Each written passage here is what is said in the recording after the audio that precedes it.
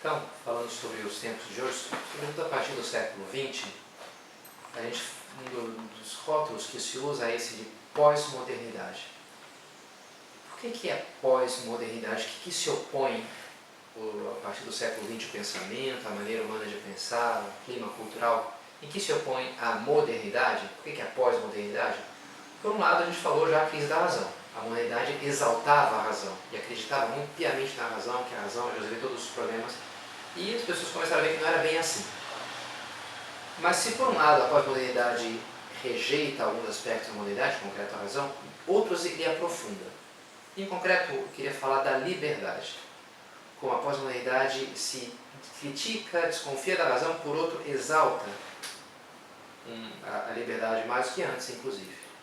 Uma frase peguei da minha tese que eu achei interessante: se na crise da razão a pós-modernidade se demonstra antimoderna, no subjetivismo a pós-modernidade é, no entanto, ultramoderna.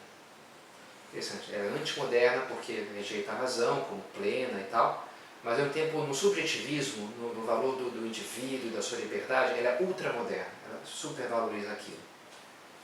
O Papa João Paulo II, na Veritatis Splendor, um grande documento, né, do Papa, fala que a liberdade muitas vezes é vista como fonte absoluta de valores.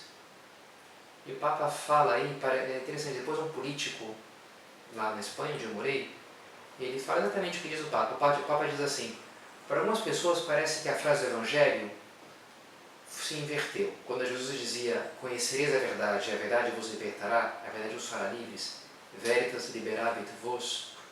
Para o mundo de hoje, para algumas pessoas parece que é o contrário, parece que é a liberdade vos fará verdadeiros. Tem em concreto um presidente lá na Espanha, onde eu morei, que num discurso ele falou exatamente isso: não é a verdade vos fará livres, mas a liberdade vos fará verdadeiros. Interessante, né? Tinha uma ideologia socialista, portanto dá para que tenha uma base em Marx, né? E Marx vai falar isso aí: a filosofia se ocupou tempo demais da verdade, e chega de se ocupar da verdade, agora precisa ocupar-se da transformação e da revolução. A verdade não importa mais. Não é à toa que todo mundo muitas vezes se manipula a verdade, mas nos países comunistas isso se deu de uma forma muito intensa, na imprensa, no jornal, porque a verdade é um instrumento para fazer a revolução. Não importa o que aconteceu de fato, o que importa é eu usar aqui para convencer as pessoas, para funcionar aqui a revolução. A verdade não interessa, o que interessa é a prática. Então é um pouco essa ideia de que a verdade não é a verdade os fará livres, mas o fundamental é a liberdade, não a verdade. E com isso, é lógico, né, se deixa de lado qualquer tipo de autoridade, de tradição. Frente ao conceito de verdade, nos situamos com uma atitude suspeita. A consciência da humanidade atual, a liberdade, no entanto, parece como o bem mais elevado, ao que todos os outros se subordinam. E é uma liberdade por cima de qualquer critério. E que poderia parecer a grande afirmação da liberdade, mas na prática não é bem assim.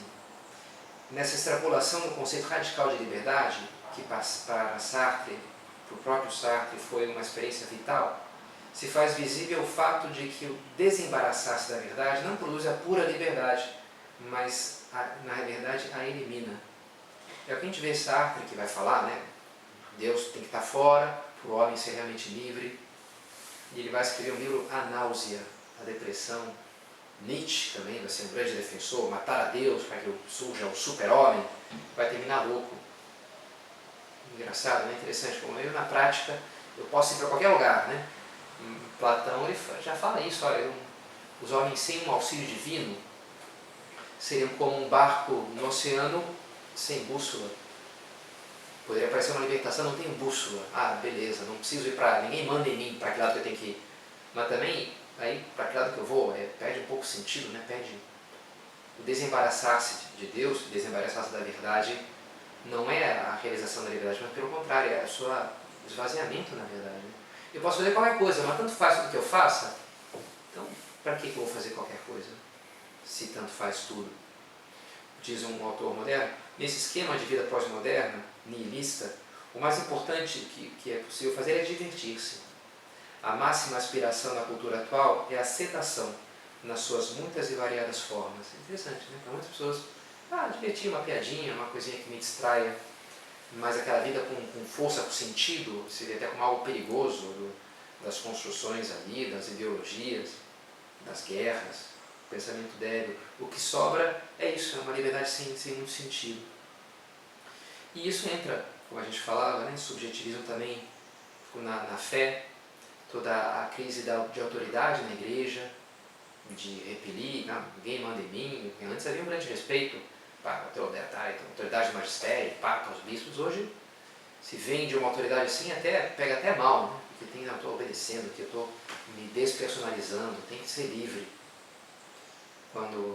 Interessante, eu estava em Roma, quando foi eleito o Papa Bento XVI, e ele fez o discurso da missa de inauguração do conclave, ele fez a homilia, ele presidiu a missa, e citava São Paulo aos Efésios, falando de muitos que eram levados à deriva pelos ventos de qualquer doutrina, e ele aplicava: olha, a igreja hoje parece isso daí.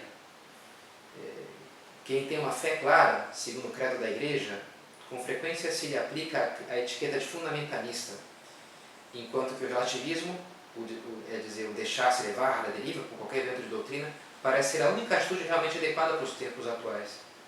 Vai se constituindo uma ditadura do relativismo, que não reconhece nada como definitivo e que deixa como última medida só o próprio eu e os seus caprichos. O Papa fez um discurso duro, interessante, o último discurso dele antes, né, do conclave, foi eleito o novo Papa, né, para falar, na realidade, da igreja, de rejeição de qualquer tipo de autoridade, o que importa é o subjetivismo, uma exaltação da liberdade exagerada, né. Então, por um lado, crise da fé, crise da verdade, exaltação da liberdade, e falta um terceiro elemento, qual que é? A transcendência. A gente fala nos 3 elementos da fé, né? Racionalidade, liberdade e graça, algo sobrenatural. E também isso, de alguma maneira, está em certa crise, ou através de uma certa crise, porque com a crise da tradição, da autoridade, do dogma, no fundo é o que se dá uma crise da religião. Se chegou a profetizar um certo fim iminente da religião, mas não foi bem o que aconteceu. O que a gente viu foi uma religiosidade sendo despertando de outras formas. Vários escritos, é interessante acompanhar os livros que falavam, né, quando é que vai acabar, as pessoas não vai ter mais religião, e o que depois surgiu foi um regresso ao religioso, mas uma religião um pouco diferente, é verdade, né? A chamada Believing Without Belonging, crer sem pertencer. Essa busca de autenticidade, eu acredito em Deus, acredito em Jesus, mas não pertenço a nenhuma igreja, a nenhuma religião, não estou prisionado em um sistema de governo religioso ou de imposição moral da minha consciência. Eu sou autêntico, eu sou aquilo que eu quero e deu, né?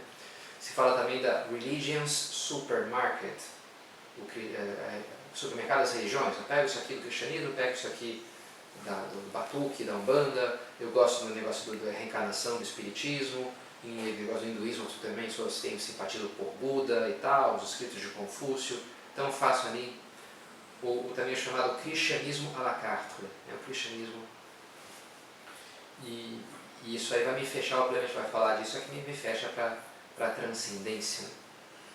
Quando eu me fecho para algo que me vem de fora, e sou eu que me dou aquilo a mim mesmo, e me fecho para a graça, necessariamente. Então aqui a gente já vai agora desses 3 elementos, e para terminar essa 4ª aula nossa, e esse primeiro bloco desse nosso curso, que poderia se falar de fé e racionalidade, então vou dar um pouco respostas para esses 3 elementos. Qual que é a resposta então para esse momento, para como entender a fé a partir dessa crise da razão, exaltação do subjetivismo da liberdade e da crise da transcendência e da graça, né? O que a gente tem que fazer então diante disso? Primeiro, atacando a questão da verdade. De formação doutrinal. Não sim de doutrina. Um senhor que conheci lá no Rio de Janeiro, ele tinha um movimento lá para crianças ou pré-adolescentes na sua paróquia, e ele dizia: não, aqui o que a gente faz é mexer com as emoções. Doutrina não, emoções, ele falava assim.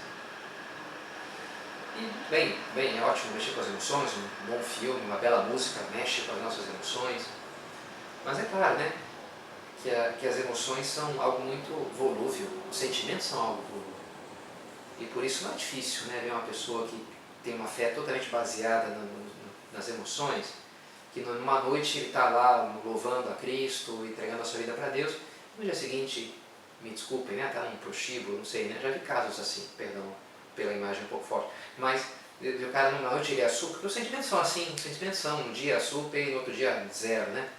Se a gente fosse apoiar a nossa vida nos sentimentos, a gente vai estar entregue a um alto e baixo que não leva a lugar nenhum. O cristianismo sim precisa de razão, precisa sim de doutrina, precisa da verdade, precisa de estudo, de catequese, de leitura. E isso que se abandonou durante muito tempo na catequese cristã, especialmente no Brasil, é algo que, graças a Deus, está se recuperando nos últimos 10 anos, ou algo um pouco mais, quem sabe. E é muito importante que a gente zele por isso, que a gente busque informação, que a gente busque conhecimento da nossa fé, porque não é algo desprezível, não é algo impossível, não é algo ruim, pelo contrário. Claro, também é verdade que existe um abuso disso, um exagero. Conheço, sempre tem a lei do pêndulo, né? Se exagera para um lado, aí se exagera para o outro. Conheço pessoas que, numa reação a essa atitude equivocada, exageraram para o outro lado. Então tem muita doutrina, leram, né, São Tomás de Aquino em latim, sabe tudo, citar os concílios de Trento e não sei o quê, mas depois não tem o resto do cristianismo, né? Não tem oração, não tem vida. Não tem uma vida moral, não vive os mandamentos da igreja e não é piedoso. Não reza, não vai na missa, porque não precisa, porque eu sei mais do que o padre. Então tem uma visão do cristianismo que né, um adepto de uma doutrina, se poderia dizer, mas não é propriamente um discípulo de Cristo. Né? Porque ele ficou só com a cabeça e deixou o coração e a alma, né? Não cuidou do resto, né? Das obras, das mãos. Né? Então é importante, sim, a formação intelectual, doutrinal, mas depois é preciso que seja uma fé operativa, que a nossa vida dê testemunho da nossa fé. E é preciso viver o Evangelho, é o segundo ponto que queria falar, né?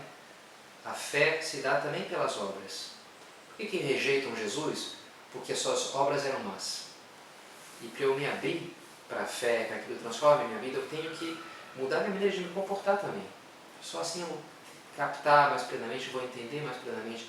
Quando as minhas obras harmonizam com os meus pensamentos. Senão sempre vai ser algo capenga. Aqui se diz a frase, né? Quem não vive como pensa, acaba pensando como vive. Se a minha fé não configura as minhas ações, pouco a pouco as minhas ações vão configurar a minha fé. Não sei se eu acredito, não sei se é bem assim. Esse livro, Uma Loucura Bem Razoável, o autor fala de um amigo seu cuja fé era diretamente proporcional à sua fidelidade conjugal. Quando ele estava fiel no casamento, firme, então Deus, beleza, né? Quando eu começava a flertar ali com outra mulher, será que existe mesmo Deus? Não sei, tão difícil de saber, essas coisas, as religiões, cada uma diz uma coisa, então começava, né, aquela incerteza no fundo porque a sua moral estava decaída, a sua ética. E no entanto a fé sem obras é uma fé morta, diz a Epístola de Santiago, sem dúvida que a gente salva pela fé em Cristo, mas essa fé que se traduz também em obras. Se não tiver a caridade de São Paulo, ainda que eu tiver uma fé capaz de mover montanhas, nada serei se não tiver amor. E o amor é sacrifício, amai os outros como eu os amei, dando a vida pelo seu amigo. Deus nos ama com obras muito concretas, né, e heróicas. E eu também, então, vou me unir a Cristo na medida em que a minha vida traduz também as ações da sua vida, em que eu me abro na prática as suas virtudes, os seus sentimentos.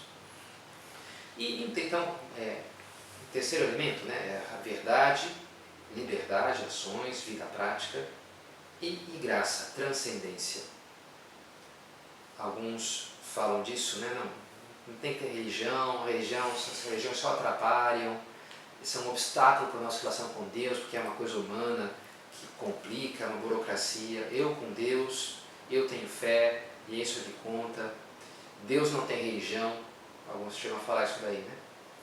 Que dizer? Bem, olha, Jesus tinha religião, Jesus era judeu, não é verdade? Jesus nasceu no povo judeu, vivia, foi circuncidado, ia lá no templo com seus pais, e observava tudo que era preciso observar na lei.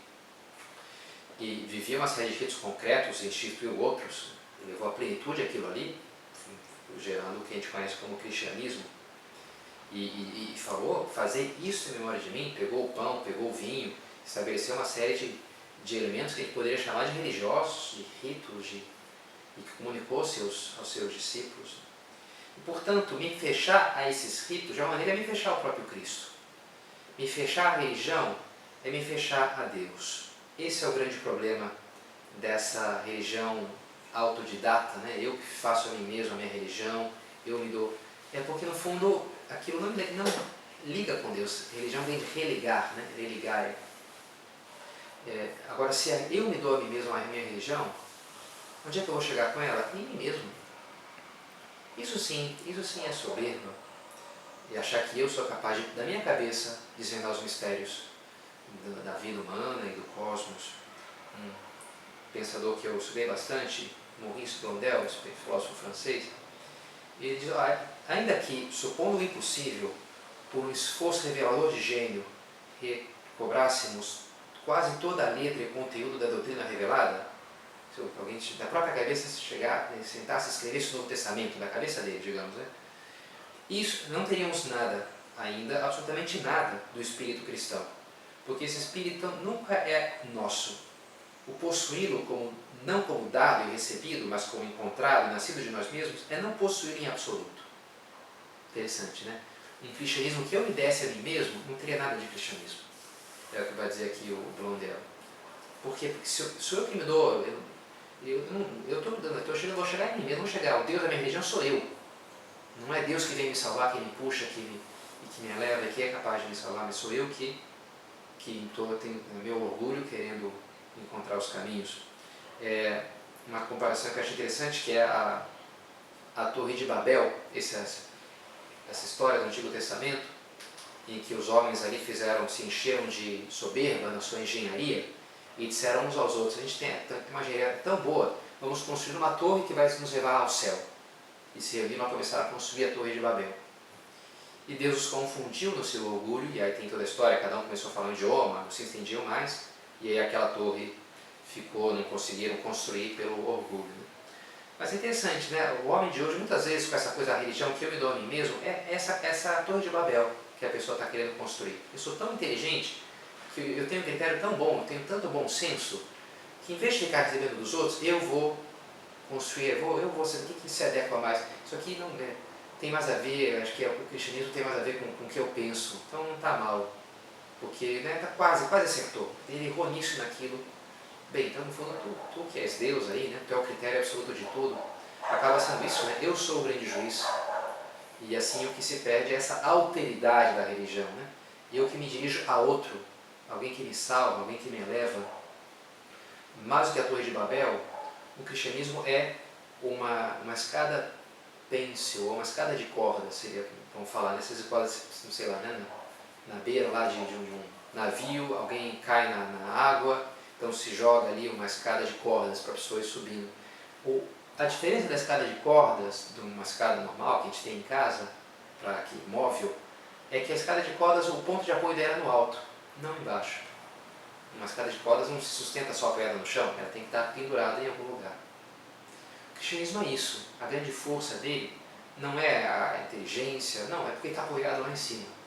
É porque não sou eu que construo, né? É Deus que com a sua mão direita se me estende para me puxar, para me levar, e Ele me salva, não sou eu que me salvo. Eu sou salvo, Cristo é o Salvador. E me abrindo a Ele, eu estou me abrindo à salvação que eu vou receber dele, não que eu vou construir ou conquistar pelas minhas próprias forças, pela minha inteligência.